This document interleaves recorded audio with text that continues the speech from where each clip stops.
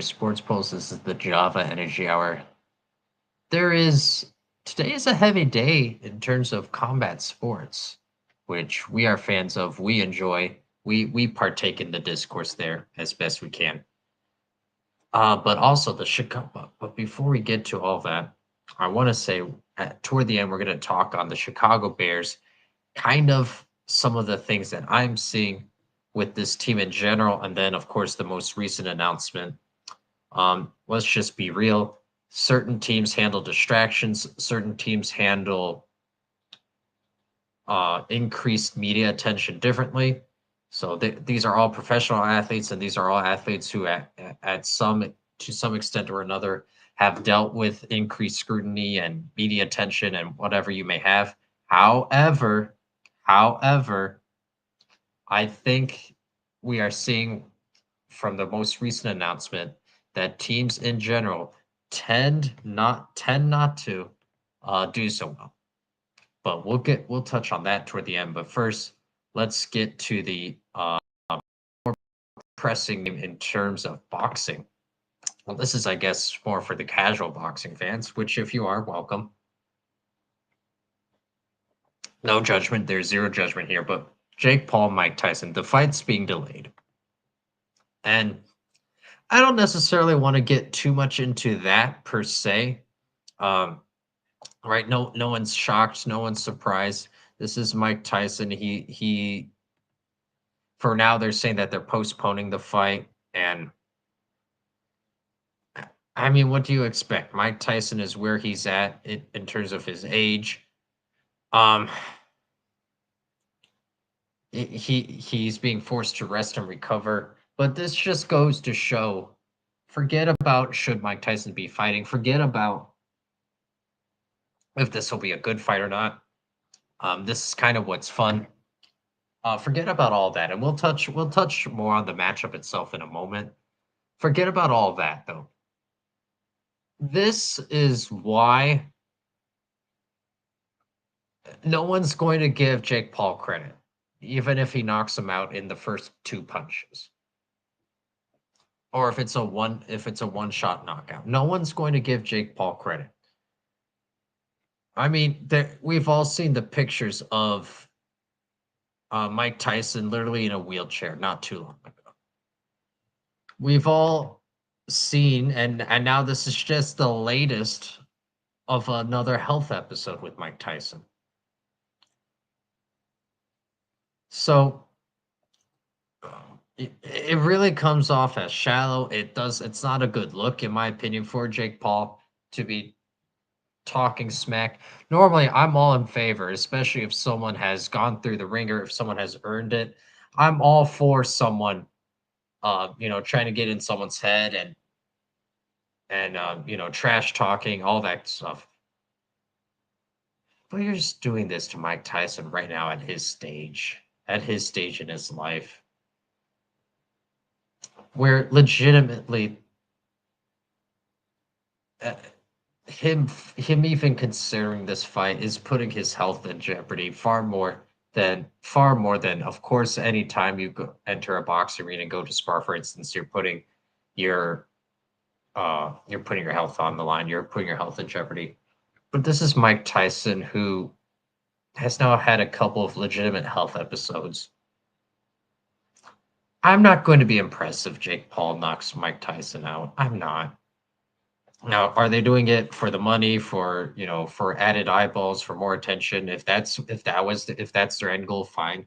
But that's not what Jake Paul has said in the past. He's made it clear before. He's made it clear in the past that he wants to be, I forget if he said a heavyweight champion. I doubt that. But you get what I'm saying. He wants to be a boxing champion at whatever weight division he ends up settling in on. And we've seen the lineup of fighters that he's elected to schedule, that he's elected to put on his resume. 20 years ago might have been a more impressive list, but not now, not at this stage in everyone's careers. So at this point, it's almost sad. Now, I'm looking forward to the fight. I will watch the fight, but Jake Paul beating a 57-year-old Mike Tyson, especially now with this coming up. I mean, great. Good job. Now, that being said, in terms of the matchup itself, um, no one should be shocked, no one should be surprised if Mike Tyson, assuming everything goes well with his recovery, assuming he's able to get back into shape, which that I'm not worried about Mike Tyson in terms of that. The fight itself should be a good one. So, and mainly because it seems like Mike Tyson still has it. He's still as tense and what looks to me. So, am I speaking out both ends of my mouth? No. Mike Tyson is still dangerous if anyone fights him when he's close to as full health as he can be at this point as a 57-year-old. He can knock someone out still, sure. So in that sense, I'm actually intrigued in the fight itself.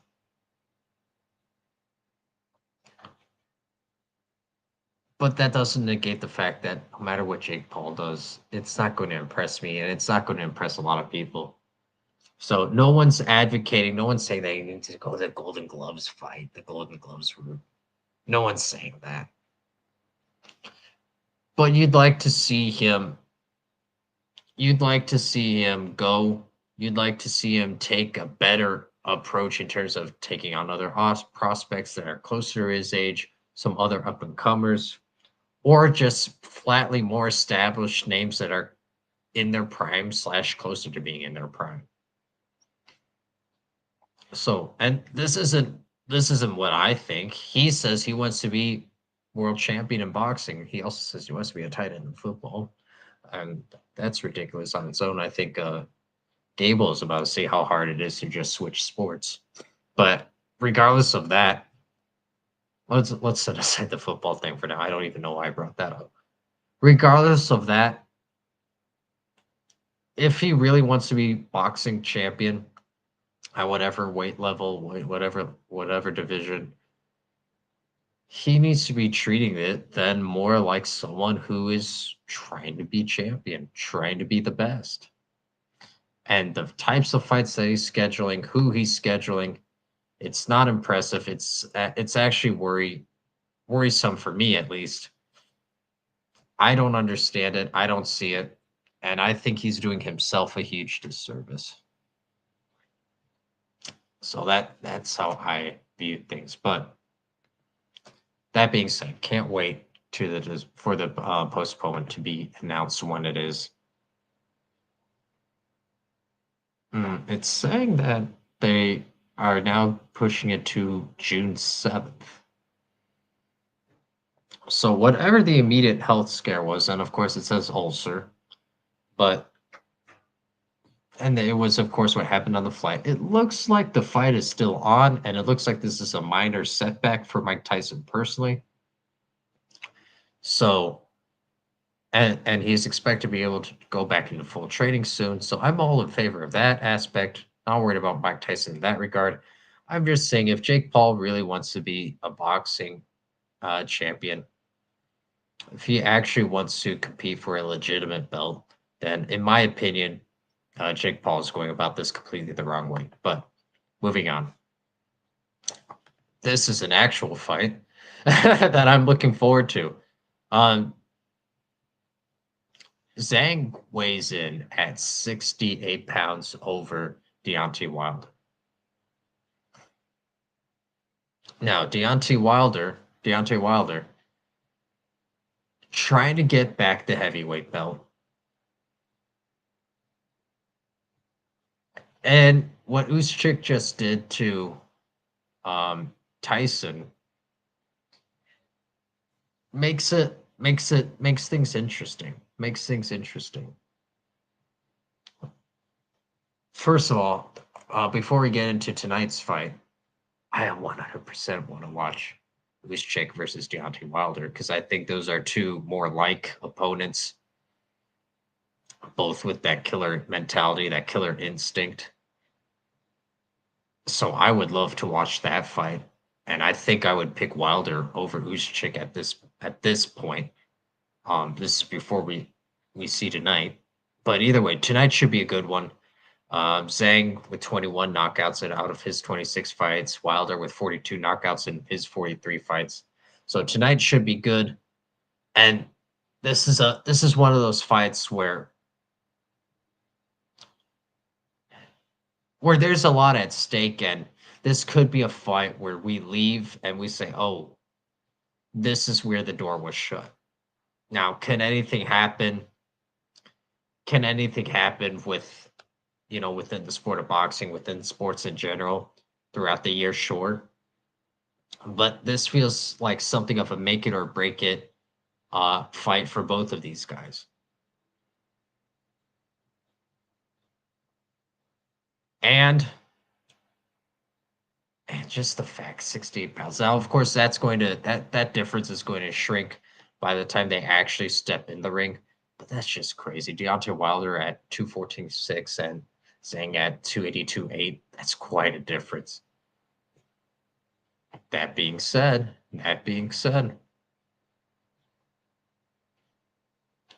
no one is counting out Wilder, I don't think. 100% on the board that Wilder comes out and wins. So I'm really excited for this one. What to expect? Just two fighters, both in something of a desperation at this point of their career. Just two fighters going at it, and whoever ends up winning, I, I don't think anyone sees this not going the distance. I think it's going to be someone who wins on knockout.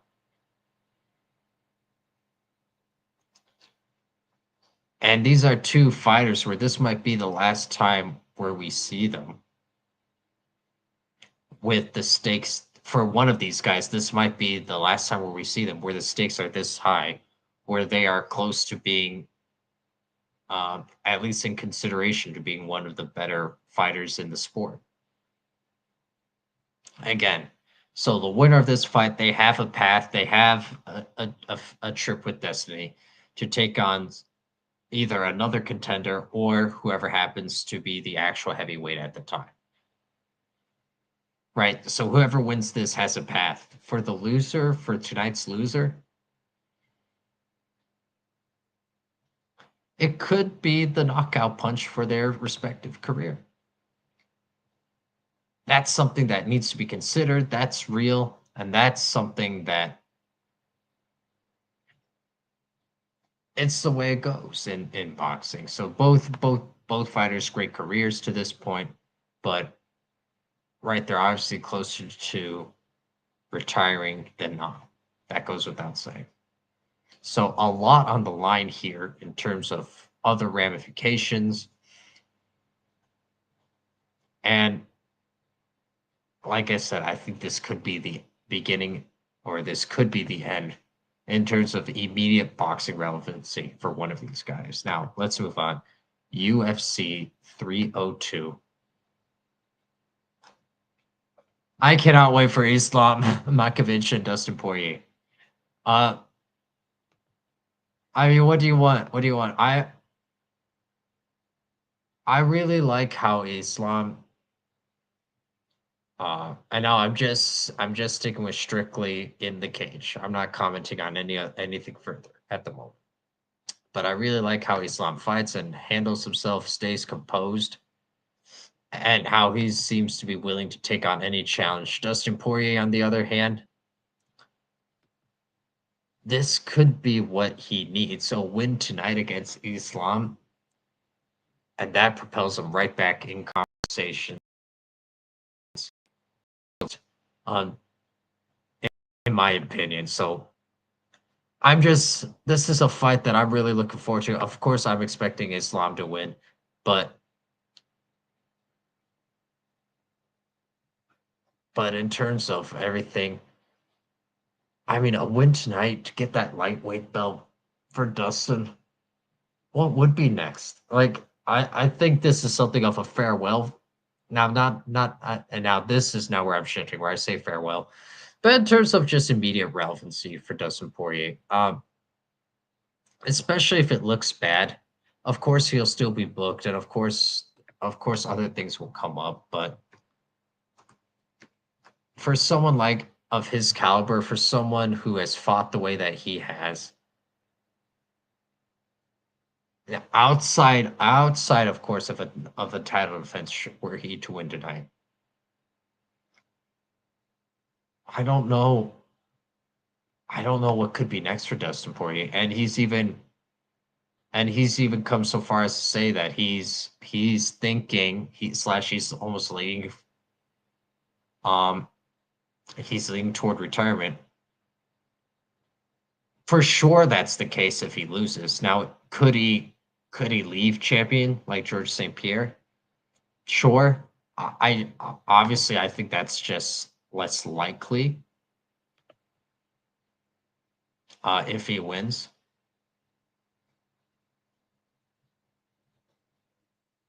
But he's made it clear that he feels fine and that he feels like he could keep fighting, but he's also made it clear that he's kind of looking on to the next steps, next phases in his life and focusing more on his family. So respect to that. So therefore again, this could be, I don't know if this will be the last fight, period, but I think this will be one of the last times where you see him fight where there's something truly on the line. And so hats off to a great career if that ends up being the case. And if he pulls off the shock upset, that what a hell of a way that would be for him to cap off this career if he then elects to retire. Again, less likely if he wins, obviously, but still very possible, 100% possible. And I think it's almost a certainty that he retires if he loses tonight. And then who else is on? Sean Strickland, Paulo Costa. Eh, I mean, I don't see a way that Strickland doesn't win this one. Yeah, no further comment on that. Now, one of the prelim fights that I'm actually looking forward to is Cesar Almeida and Roman Kopylov, the Russian. I butchered his last name, but either way, I've been a fan of Mr. Kopylov lately, and so this one's expected to be a close fight. I'm actually leaning with Kopylov. I think he gets the job done, and then I'm looking forward to him continuing to build on his resume, right? He's 12-3-0, hasn't lost yet. I'm excited, assuming he wins tonight. I'm excited to see what's next for him because I really like him as a fighter. I really like so far he's going about things the right way, the way he's building up his fighting portfolio, and the wins that he's amounting. So, not saying he's the next big star, the next big thing, but he's someone to keep an eye on. And I'm buying my stock early. I'm on the bandwagon early. You can consider me a fan of Roman Kopylov's right now. So but he definitely, and of course, this is the complete opposite of what I've been saying for these other fights. Um, this isn't a do or die moment for either of these guys, but um, both fighters haven't lost yet. But Roman Kopylov, I think, could be someone to start saying, "All right, when's his first main card fight going to be?" If he continues down this trajectory, and notably, I think he needs a win tonight. And again, it's supposed to be a close fight, but I'm leaning toward Roman Kopylov, and I'm excited. Either way, I'm excited to see where his career goes from here.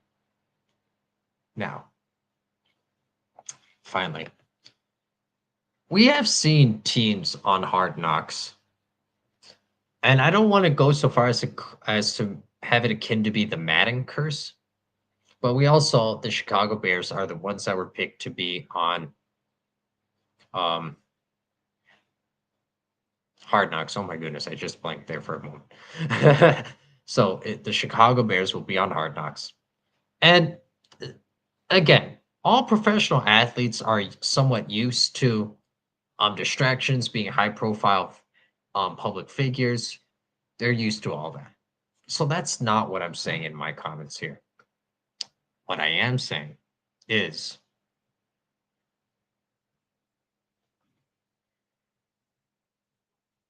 is that we need to further tailor. So this show, we've been very high on amending and adjusting expectations for rookies, especially.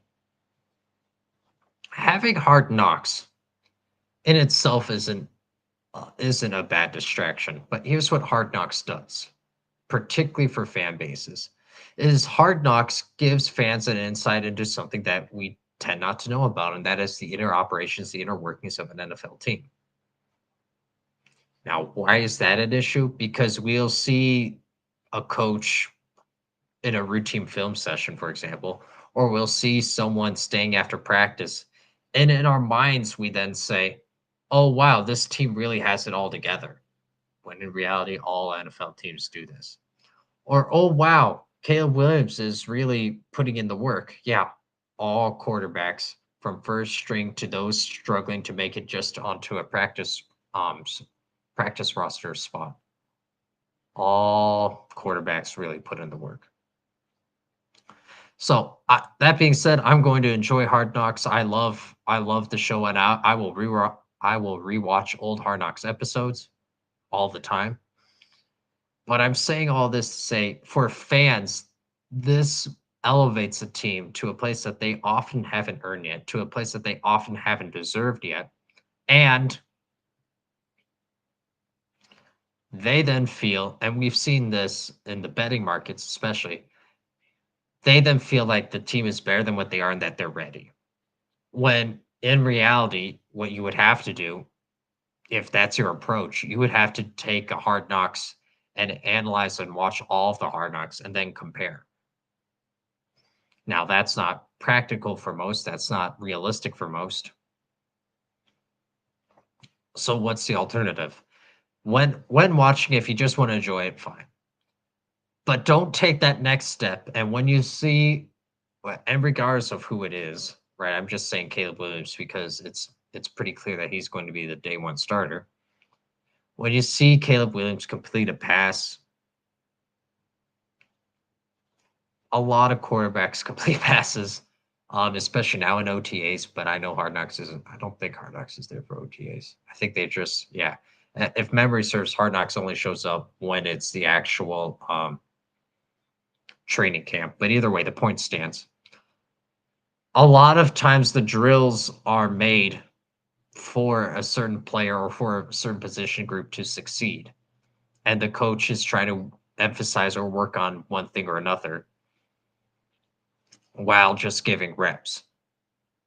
So you can't take practice footage, you can't take clips of this and say, "Oh, look, he's going to be doing well." Why? Because on Hard Knocks we saw them doing well. And case in point, they often will follow the star players, but they'll also follow the fringe players who are going to struggle to make the roster. They look good, right? There are moments where it looks like they could make the team, where they could even be a force in the league, and they end up, more times than not, they end up being cut. But in our heads, we're like, why did they get cut? Well, it's only because we only think that because they had, 20, 30 minutes of on screen time versus the actual third stringer who had zero, but was truthfully putting in just as much work and just either knew the playbook that much better or showed an ability that much better to where the coaches said, well, okay, the feel good hard knock story has to be cut. And so take that to the next level with the whole team. And you're gonna see things with the Chicago Bears team that A, all the NFL teams are doing, and B, if we're being truthful, a lot of NFL teams and some of the players across the league are doing better than what we're seeing in Chicago. So again, if you want to enjoy Hard Knocks, if this is just something that you love watching year in after year, fine. But don't let that cloud your judgment of how you evaluate this team, and don't have that impact your expectations for this team. There's a long, hard road for this Chicago Bears team. And I'm not even sure Caleb Williams is the right person to mend the ship in what has been a very bad Chicago Bears franchise and organization for a lot of years. But more on that another day. Follow us on Twitter at SportsPulse100. Go to our website, www.curioussportspulse.com.